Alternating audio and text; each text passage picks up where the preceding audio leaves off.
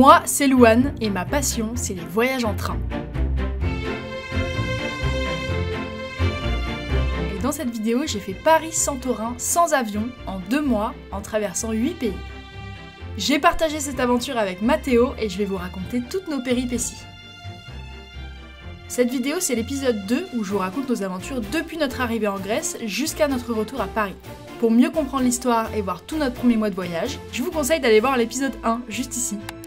Maintenant, c'est parti pour la Grèce. C'est la Grèce, c'est là. La frontière est passée, les 2 oiseaux sont contents et les aventures peuvent continuer. Ça fait 1 mois qu'on voyage à travers l'Europe avec comme destination la Grèce, alors ça fait trop bizarre d'y être enfin. On est arrivé. Aïe. On a fait Paris-Grèce en train, putain. Jusque là, on a traversé 6 pays et là on arrive directement de Tirana, la capitale de l'Albanie. Et maintenant on a encore 1 mois de vadrouille en Grèce pour rejoindre Santorin et pour kiffer un peu sur le chemin. Oui, parce que je vous le rappelle, si on fait tout ce chemin, c'est certes pour le kiff, mais aussi pour rejoindre l'île de Santorin, qui est très connue pour ses photos d'influenceurs. Nous les photos, on s'en fout un peu. Ce qui nous intéresse, c'est que à cause de ces photos, c'est une des destinations européennes les plus prisées. L'idée avec cette vidéo, c'est de montrer tout ce qu'on voit pas sur ce chemin en prenant l'avion. Pour ça, cette vidéo est sponsorisée par un projet qui s'appelle Conséquences, dont le but est de parler de décarbonation. La décarbonation, c'est les choses qui sont mises en place pour réduire le dioxyde de carbone qu'il y a dans l'atmosphère. En gros, c'est pour éviter qu'on crève tous plus vite que prévu. Et ce voyage en train qu'on est en train de faire, en fait, c'est une grande expérience. On est en lien avec 2 scientifiques qui vont calculer l'impact carbone de ce voyage. Pour ça, on note tout ce qu'on fait tous les jours dans ce petit carnet. Transport utilisé, kilomètres parcourus, repas végétariens, logement, activités, douche, même si ça, il n'y en a pas beaucoup. Et à la fin de ce voyage, on va envoyer ce carnet aux 2 scientifiques qui vont calculer combien il a coûté en carbone. Je vous donne les résultats en fin de vidéo parce que là, on a des trucs plus urgents à faire. On va manger une salade grecque. On va manger une salade. Oui.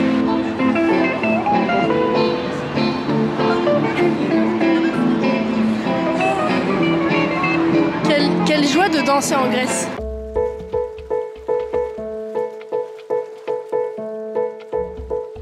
Ça, c'est le Mont Olympe. La découverte du pays, elle est vraiment toute douce. La première chose qu'on fait, c'est de manger une pita. C'est le meilleur truc que j'ai jamais goûté. C'est notre première pita. Si peu cher et si nourrissant. Au final, on en a mangé quasiment tous les jours. Franchement, la pita, tellement c'est bon, ça m'étonne pas que ça soit une invention du pays des dieux. Je pense même que Zeus lui-même en mangeait souvent. Mettre des frites dans un sandwich, c'est vraiment un truc auquel on n'avait pas pensé. Et c'est très très bon. Bon, maintenant qu'on a bien mangé, on continue notre petite routine de tous les endroits où on passe, monter sur le point le plus haut. T'imagines,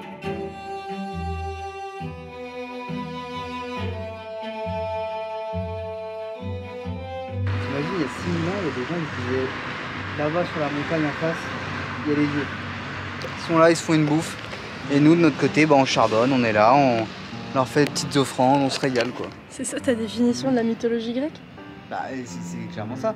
Eux, ils étaient là, à Thessalonique, et regardaient en face, ils voyaient le mont Olympe, ils se disaient c'est chez les dieux. Des milliers d'années de mythologie grecque résumées en 2 phrases. Zeus, sympa une fois. Moi, je lui ai fait quand même quelques offrandes. Je lui ai offert mon chien, mon chat, ma femme et ma fille. Et à un moment, merde quoi. Quelque chose. Rien. Les récoltes sont maigres. Le problème, c'est que si je le laisse, il fait ça pendant des heures. Je coupe court tout de suite au Donc, récit. Je fais quoi? Je sacrifie un esclave de plus? Mais ouais.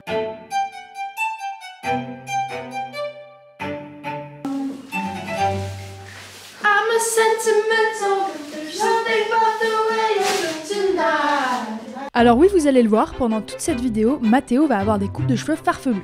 Parfois belles, parfois plus moches, parce qu'il m'a lancé le défi de lui faire une coupe différente par jour.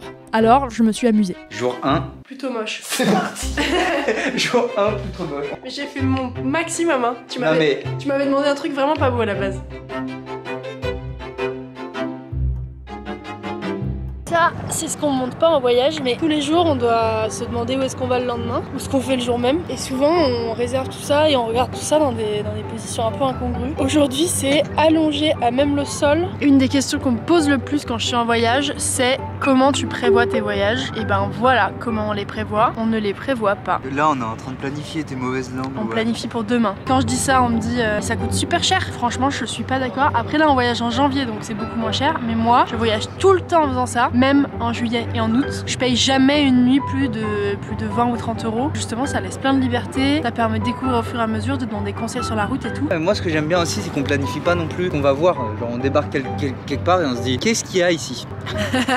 Moi, j'aime bien la surprise à toute étape. C'est fou parce que ça soulève beaucoup de questions ce sujet-là. Et quand je dis ça, on me dit oui, mais comment tu fais pour avoir de la place dans les trains, dans les hôtels et tout. En fait, il y a tellement d'offres qu'il y a toujours de la place. Et si jamais il n'y a pas de place, il y aura de la place le lendemain. Genre les hôtels, les hostels, les Airbnb, il y aura toujours de la place. Enfin moi, en tout cas, ça m'est jamais arrivé d'arriver dans un endroit où il n'y a pas de place, ni même en juillet août. Il est déjà l'heure de repartir et on était trop contents parce qu'en Grèce, il y a de nouveau des trains. Ces dernières semaines, on a traversé la Bosnie-Herzégovine, le Monténégro et l'Albanie et il n'y a pas de train dans ces pays. On est à la gare de Thessalonique et aujourd'hui on va à Kalambaka en passant par Paphorsaléronos. Paléopharsalos. Paléopharsalos, c'est une gare en plein milieu de la Grèce qui sert à tous les changements. C'est un peu notre équivalent Mâcon-Locher TGV en France, une gare au milieu de rien.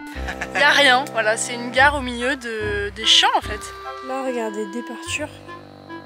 Y a pas de départure. Le mec arrive avec un méga drone. J'ai jamais vu ça, c'est un drone de cinéma genre. Wow. On va passer à la télé. C'est France 3 pays de région.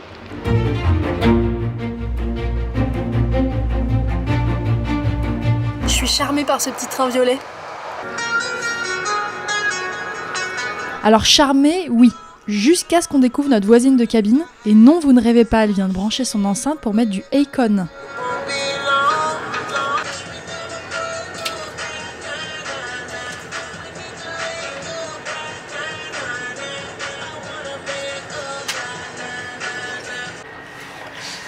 Non mais on est en coloc avec une barjo. Elle a sorti une fiole de vodka. Et puis elle nous a proposé la vodka. Et puis elle s'est mise à fumer dans le wagon quand même. Là, ça sent la clope. Moi j'étais en train de réviser mes mots de politesse en Oh grec. non. Elle s'est aussi endormie sur Mathéo pour la moitié du trajet. Et avant ça, elle lui a demandé de se retourner pour qu'elle puisse se mettre cul nu dans la cabine pour enfiler son pyjama. Moi, elle m'a rien demandé, donc j'ai vu son cul, voilà. On a quand même profité de ce petit temps pour apprendre les mots de politesse. F Caristo. F. F. Risto, ça veut dire merci. Alors on est à Kalambaka pour découvrir les météores, qui sont des grosses montagnes formées par l'érosion qu'on nous a beaucoup recommandé d'aller visiter. Regardez ce truc impressionnant, genre c'est quand même majestueux. Et avant d'aller crapahuter sur ces gros cailloux tout droit sortis d'un film, retour à la vraie On vie. s'occupe en attendant que la lessive finisse de vous montrer. Voilà ce que c'est la vraie vie. C'est ça la vraie vie de voyageur. C'est payer 4 balles pour faire une lessive de 3 kilos. Et voilà, et on attend que les chaussettes aient fini de macérer, parce qu'elles étaient très sales.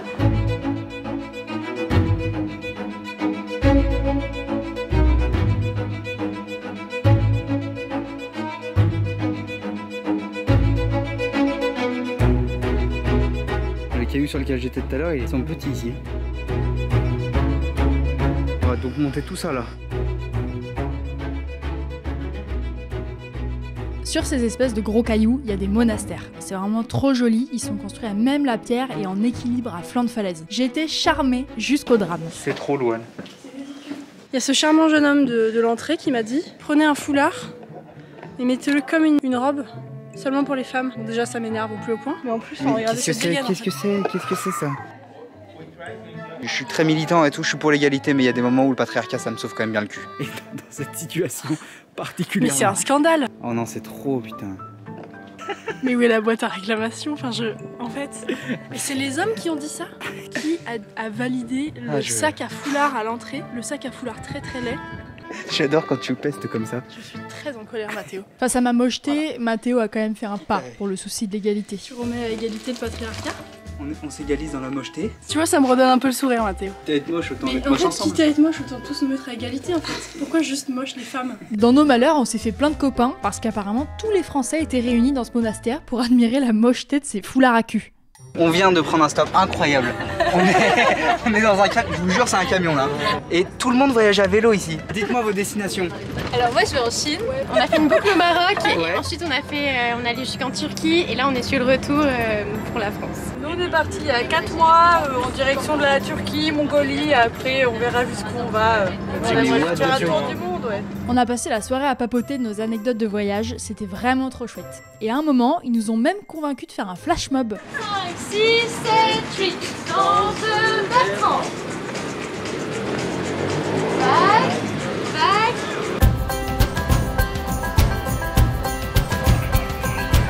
Bah, je te dessine ta tête parce que tous les jours je fais des schémas de à quoi tes cheveux ressemblent.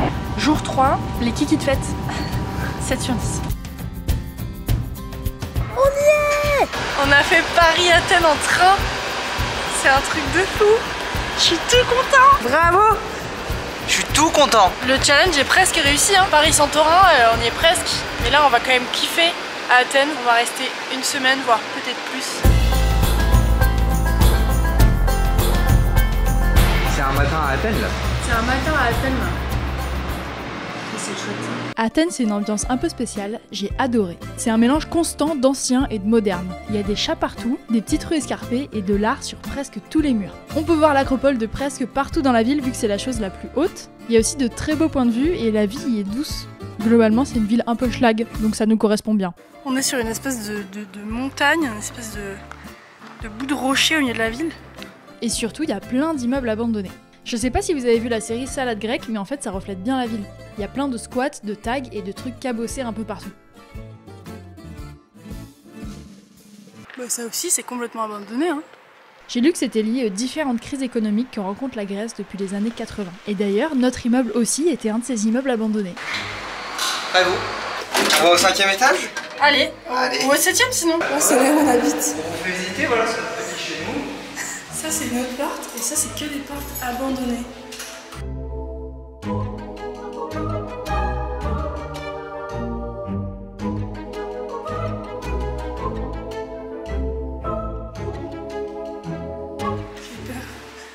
Et avec tout ça, Athènes c'est trop joli. On n'a évidemment pas loupé la visite de grands touristes de l'acropole. On vient pour voir le joyau d'Athènes, l'acropole. Qu'est-ce que c'est un échafaudage? On est sur un échafaudage. Mais Mathéo, c'est la merveille du monde, On c'est peut même c'est pas la rentrer maison de dedans, Zeus. putain. Mais regarde cette merveille, c'est un très beau monument. Non mais c'est pas un beau monument, c'est des pierres cassées. On peut même pas aller dedans. Non, c'est la maison de Zeus, il y a Et que comment- Zeus qui va dedans. Heureusement ça reste très authentique puisqu'il y a le distributeur à eau de Zeus qui est juste là. C'est quand même 2 balles, hein, l'eau de Zeus. Mesdames, messieurs, l'acropole. Je râle pas. Il a le seum parce que voilà, parce qu'à 25 ans on paye 10 balles pour entrer et à 24 comme moi j'ai payé gratos. Donc il râle. Mais alors pas du tout. Je trouve que c'est un peu exagéré, voilà, à 25 ans de payer 10 € pour des cailloux. Le mec est venu faire sa sieste tranquille à l'acropole. C'est sûr il a moins de 25 ans, il a pas payé.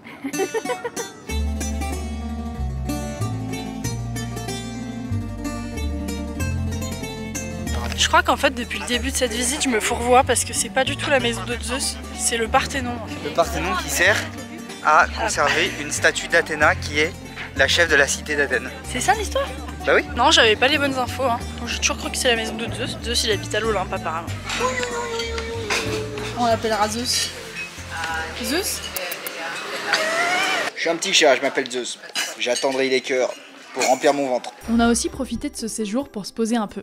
Après un mois de vadrouille à bouger tous les 2 jours, on s'installe enfin pour 10 jours au même endroit et ça fait plaisir. Tu fais quoi? Non mais non.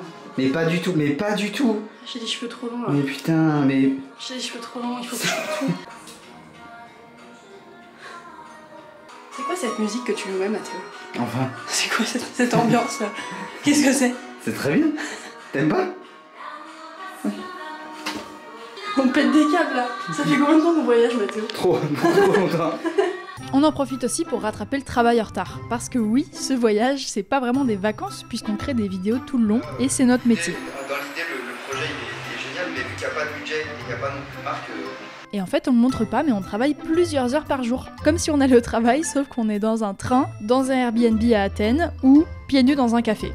Si je laisse ce gros plan, on peut croire qu'on est à la maison, alors qu'en fait, on est dans un café. J'ai ton pied en premier plan et ta tête juste derrière. Ah mais on est tellement bien dans ce café. C'est vrai qu'on est- Je me suis permis de m'allonger. Bon, C'est ce qui nous permet de sortir plein de vidéos quand on voyage et donc aussi indirectement de financer les voyages. C'est beaucoup d'écriture, de montage et de mails. Et on tourne quasiment tous les jours pour YouTube avec des vidéos comme celle que vous êtes en train de regarder ou pour Instagram pour des trucs un peu plus quotidiens.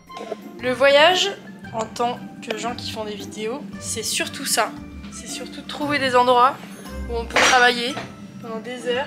Moi j'adore ces images, mais c'est vrai que ça fait moins rêver pour le commun des mortels quoi. Notre séjour athénien se termine et il est l'heure de reprendre la route vers notre objectif numéro 1 de ce voyage, Santorin. Ça fait plus d'1 mois qu'on voyage dans l'espoir de trouver cette fameuse île et on y est presque. Aïe aïe aïe.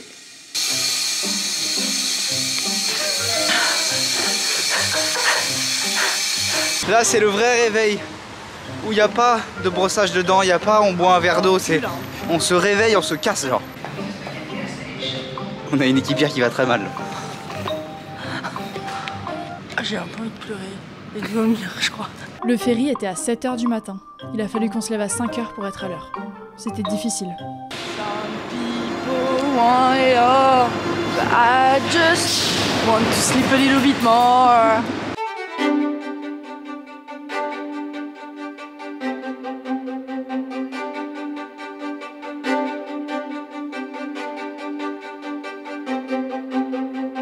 Mathéo, c'est Santorin! C'est Santorin! On l'a fait! Que quelques minutes avant d'arriver à l'objectif final, sans avion! Santorin! Paris-Santorin, sans avion. On attend le bus pour aller à Fiera. C'est sublime, mais c'est pas très bien desservi. Et aujourd'hui on va dans la destination la plus instagrammable qui existe. Ouais, et aujourd'hui on va surtout dans notre dernière destination du voyage. Notre destination première, genre. Le truc où on s'est dit on va à Santorin en train. Bah c'est aujourd'hui et on y va en bus. Quel chemin, quel voyage, quel kiff. Quel kiff. Quel kiff. Quel kiff. Ah quel kiff, c'est beau, c'est beau. Alors Santorin, on en a tous entendu parler. Donc moi en arrivant, j'avais l'impression de connaître et que j'allais découvrir cette ville toute blanche de Santorin. Et bah première nouvelle, Santorin ça n'est pas une ville, mais c'est tout un archipel d'îles en fait, où il y a plusieurs villes dessus. En fait la plupart de l'île de Santorin c'est vraiment des champs comme ça. Et parfois il y a quelques petits villages. Je trouve ça vraiment ouf, je ne m'attendais absolument pas à voir des champs en arrivant à Santorin. Genre vraiment je pensais que c'était une île avec une ville qui s'appelait Santorin. On est vraiment inculte.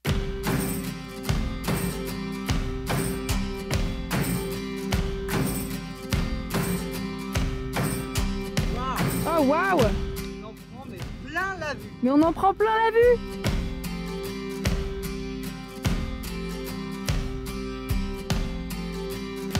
Oh my god. Santorini. Tout ça m'a quand même laissé un goût amer. Oui, c'est sublime, mais la face cachée de Santorin l'est beaucoup moins. Les beaux paysages, c'est ce qu'on montre sur Instagram. La vérité, c'est que l'île est ravagée par le tourisme. On croise personne à part des ouvriers qui s'agitent tous pour rendre cet endroit immaculé pour la saison d'été.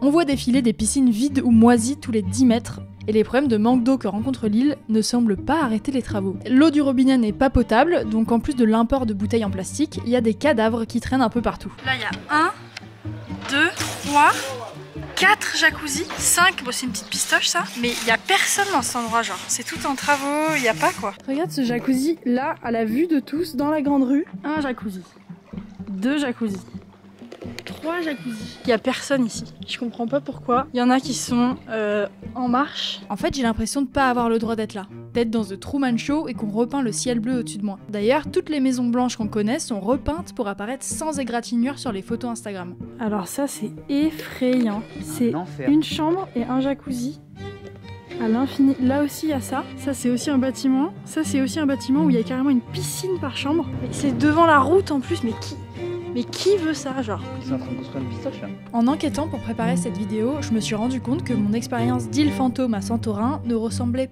pas du tout à un séjour touristique un peu plus classique. Santorin, en été, ça ressemble à ça. Les prix sont exorbitants, les problèmes environnementaux et sociaux se multiplient, les dérives du tourisme ont un impact catastrophique et c'est révoltant. Franchement, tout ça m'a dégoûté. Il est urgent qu'on repense notre imaginaire de voyage pour arrêter d'entretenir des systèmes pareils parce que ça pourrit tout et ça fait pas rêver. Pour se remettre de nos émotions, on a rasé la tête de Mathéo. Bon, ça n'a aucun rapport en vrai, mais je voulais juste vous montrer ce moment marrant.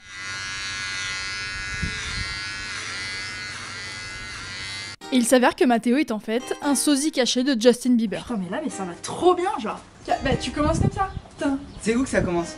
Ça commence à la première note. T'es prêt? Allez, allez. 3, 4.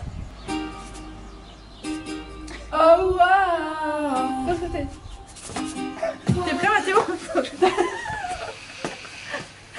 Non, mais on n'est pas là pour rigoler en fait. C'est quoi le mouvement? C'est ça, c'est ça. Non, mais après, moi j'improvise, hein, je fais ma sauce. Hein. Non, Non, je suis pas Justin Bieber, moi je suis Mathéo Balès. Je fais mes chorégraphies comme j'ai envie. Oh waouh! Oh waouh! Oh waouh! You know you love me, I know you care. You shot me never, and I'll be there. Énorme! Allez, c'est bon, c'est bon. On a réussi. Oh oui, Allez, je vais couper par contre parce que sinon ça s'arrête jamais. Hein.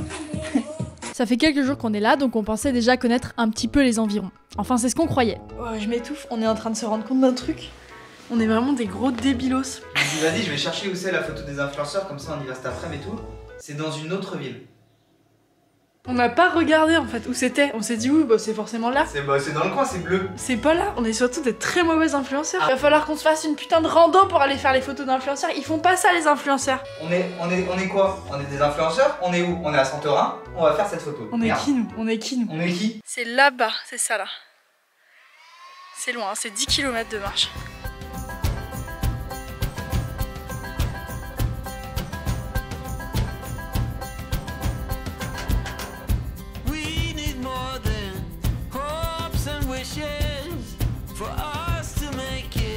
Ça, regarde-moi ça, ça pèse quoi? Là, t'es à 10 grammes là-dedans. T'es à 10 grammes. Ah alors, c'est tout léger. Mais oui, c'est de la pierre volcanique, je te le dis, c'est plein de gaz. Qu'est-ce que c'est que cette petite boule? Tu es qui toi? Ça c'est très beau ça. Waouh! Ouais mais regardez, les pierres elles sont rouges et violettes. C'est mélangé, j'avais jamais vu ça. En fait, c'est comme ça qu'on fait le paprika. On moule des pierres pour faire le paprika? On casse la pierre, tac. Ensuite, on a un petit truc pour. Et ensuite, c'est directement sur les frites dans nos pitas.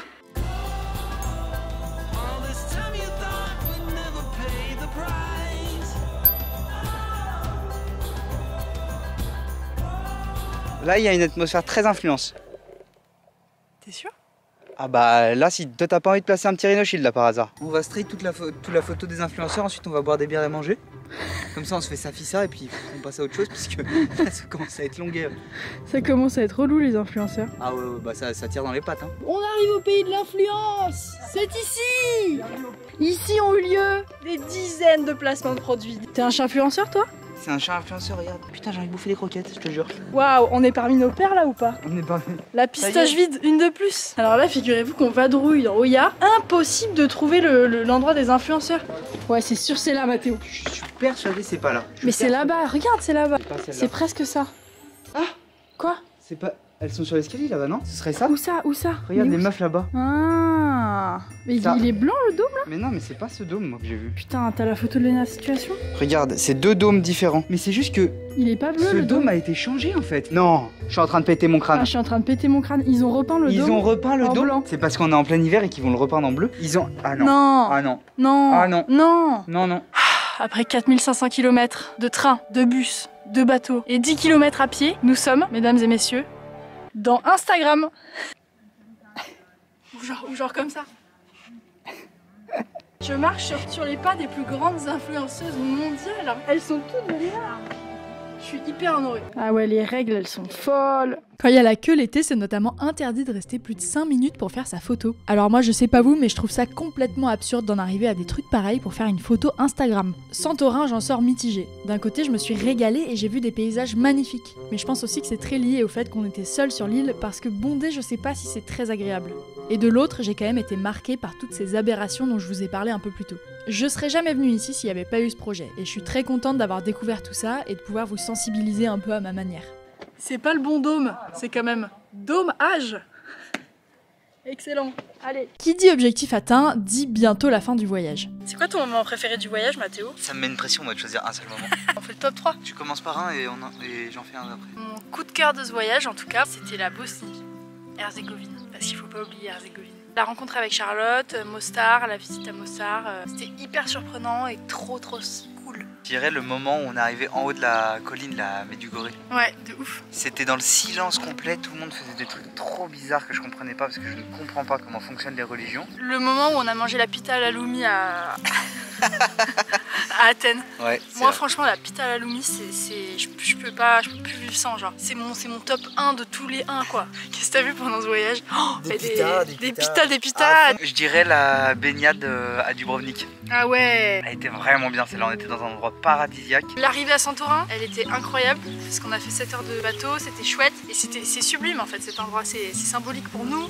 Et c'est sublime. Et hier, on a vu notre premier coucher de soleil à Santorin et c'était mais splendide. Comme c'est splendide maintenant, là, regardez-moi cette beauté. C'est le moment où on a compris que notre train était annulé. Ah oui, en partant. Ça a lancé le voyage qu'on ait notre train annulé genre. C'est vrai que c'était Je sais pas, ça incroyable. nous a mis dans une adrénaline, on était là genre ok il faut trouver une solution et tout, on était genre focus dans notre tâche, dans notre mission qui était de partir. Et du coup on a réussi à trouver une solution et je sais pas, je trouve que ça a lancé un peu l'ADN du voyage. Alors moi je viens de donner mon top 3 de ce voyage, mais clairement ce voyage est un des top 3 de mes voyages dans ma vie. Je suis bien d'accord. Je suis trop contente d'avoir fait cette aventure. Le carnet des stats est bien rempli et j'ai vraiment hâte de voir comment ça coûte en carbone tout ce qu'on a fait. Par contre, objectif atteint ne dit pas du tout fin du voyage parce qu'en fait, faut se faire le retour. Donc en fait, on est vraiment qu'à la moitié du voyage là. Notre but à partir de maintenant, c'est de retraverser toute la Grèce par le côté qu'on n'a pas fait et ensuite d'aller en ferry en Italie pour traverser toute l'Italie. Ça fait un long chemin car nous sommes très loin de chez nous là. On aurait pu le faire en 2 ou 3 jours je pense, mais on va prendre grave le temps sur le chemin juste pour kiffer encore un peu. Et voilà, c'est reparti pour l'aventure.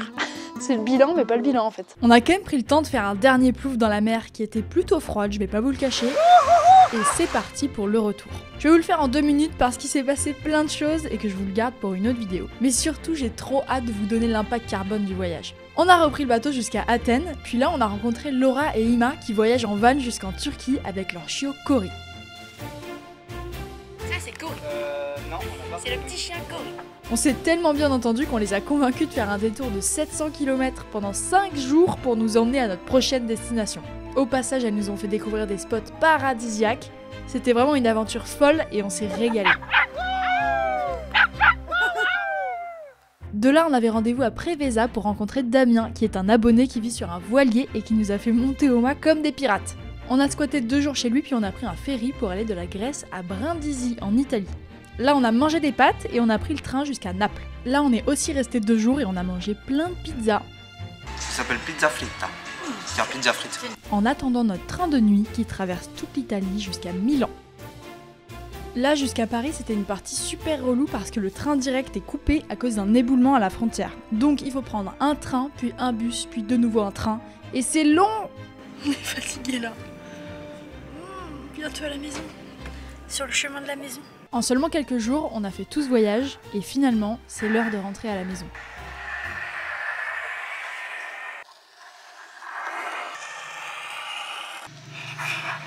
On est arrivé à la maison. Ça fait quelques semaines que je suis rentrée et comme je vous en parle depuis le début de cette aventure, il est temps de vous donner les résultats de l'impact carbone de ce voyage. Moi je suis une bille en sciences, je l'ai toujours été, donc j'ai laissé ce travail à des professionnels. Ces scientifiques qui nous ont suivis font partie d'un groupe qui s'appelle Zéro Émission Group. Dans la description vous trouverez le lien vers leur site si vous voulez en savoir plus, mais aussi tout l'Excel avec tous les calculs du voyage et un rapport scientifique pour que toutes les sources et toutes les données soient publiques pour que vous puissiez en savoir plus si vous avez envie, parce que moi je vais donner que des petits exemples de calculs, je vais pas tout donner. Dans tout ça, on a essayé de calculer au plus proche possible, mais il y a des trucs qui restent approximatifs. Parce qu'il y a plein de détails techniques qui rentrent en compte pour un calcul comme celui-là. Par exemple, pour calculer combien émet un logement en carbone, il faut connaître la surface, comment il est chauffé, comment il est isolé, et ces trucs-là en voyage, c'est difficile de les connaître. Je vais d'abord vous donner le résultat final de combien notre voyage aller-retour a coûté en carbone.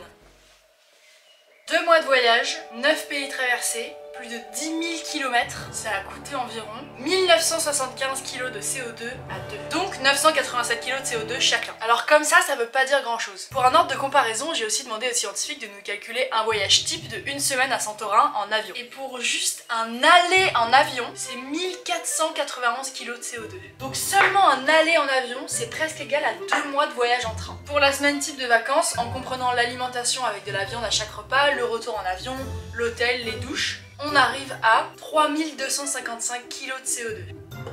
C'est ouf, non? C'est plus du double de carbone pour 8 fois moins de temps. Maintenant, je vais vous donner quelques données pour que vous puissiez voir qu'est-ce qui consomme quoi. Putain, ça me ramène en primaire ce move là. Maîtresse, j'ai effacé le tableau. Un repas végétarien, c'est une tentative de légumes. C'est 0,5 kg de CO2 par repas. Un repas avec viande rouge, ça ressemble pas. C'est 7,26 kg de CO2 par repas. La différence est ouf, non? 2 pintes de bière, c'est égal à 1,12 kg de CO2. Une nuit dans un hôtel classique, c'est environ 6,46 kg de CO2 contre 1,64 kg de CO2 pour 2 lits en auberge de jeunesse. Là, j'ai tout donné là. Maintenant, je vais vous montrer pareil, mais pour les transports. Pour chaque transport, je vais vous dire combien il consomme de grammes de CO2 par kilomètre. Pour le métro, c'est un métro ou le tram, on est à 4,4 grammes de CO2, c'est extrêmement bas. Pour le train, je suis très mauvaise en dessin. On est à 74 grammes de CO2 par kilomètre. C'est le transport longue distance le plus écologique, il ne nous déçoit pas. Pour le bus, on monte à 135 grammes de CO2 par kilomètre. Encore une fois, ce sont des approximations et ça dépend de plein de trucs, mais on a fait des moyennes. Pour le ferry, on est à environ 161 grammes de CO2 par kilomètre. Pour la voiture, c'est 186 grammes de CO2 par kilomètre, 185 pour le van. Je dessine comme un gros bébé en fait. Et sans grande surprise, l'avion explose tout ça avec 319 grammes de CO2 par kilomètre. Je trouve ça ouf de voir toutes ces données et de voir qu'il y a vraiment une différence entre tous les choix qu'on peut faire. Alors oui, le voyage qu'on a fait, c'est plus écologique qu'un voyage en avion, mais est-ce que c'est suffisant? Non. Pour limiter le réchauffement climatique à 1,5 degré, le GIEC recommande 2 tonnes de CO2 par personne et par an. La moyenne en France est de 8,9 tonnes. Nous, en 2 mois, on a consommé 987 kg de CO2 chacun, donc on est loin de rester sous la moyenne recommandée des 2000 kg par an. Si on fait ce score tous les mois, ça fait presque 6 tonnes de CO2. Nous, on n'a pas fait ce voyage pour qu'il soit le plus écologique possible. Le but, c'était de voyager comme on l'aurait fait en règle générale et de voir après ce qui était possible d'améliorer. Le but avec ce voyage, c'est pas de montrer que notre voyage ou notre impact carbone sont parfaits, parce que ce n'est clairement pas le cas, mais c'est d'avoir un moyen de comparaison après l'avoir testé sur le terrain pour faire des choix plus en conscience. C'est maintenant la fin de cette vidéo, c'était un voyage incroyable, je me suis régalée à vous le raconter. C'était une trop chouette expérience de calculer notre impact comme ça, j'espère que ça vous a appris des trucs et je vous souhaite plein de voyages bas carbone et quelques voyages avec plein de carbone aussi, mais rarement. Et je vous dis à la prochaine pour de nouvelles aventures. Bisous!